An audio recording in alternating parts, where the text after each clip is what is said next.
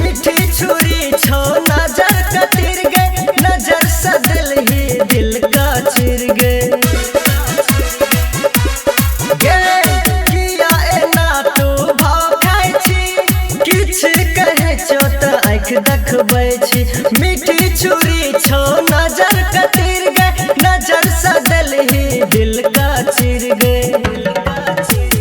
या तू हमर पास के बनबो तोरा खास गे,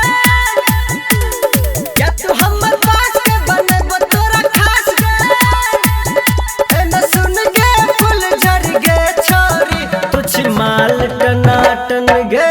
गे छोरी तुछ माल टनाटन गे, गे छोरी तुछ माल टनाटन गे। गे छोरी तुछ माल टनाटन गे।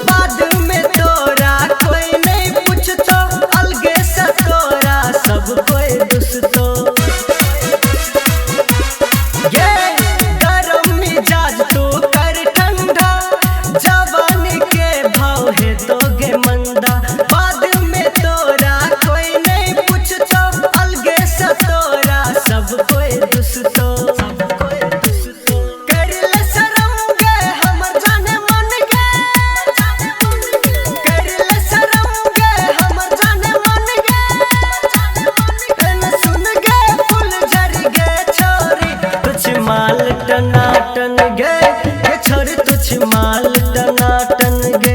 गे छोरी तुछ माल टनाटन गे, गे छोरी तुछ माल टनाटन गे।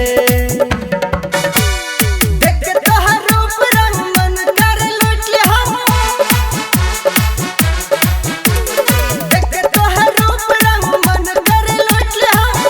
एना सुन गे फूल झड़ गे छोरी, तुछ माल टनाटन गे। गे छोरी तुछ माल टनाटन गे, गे छोरी तुछ माल टनाटन गे। गे छोरी तुछ माल टनाटन गे।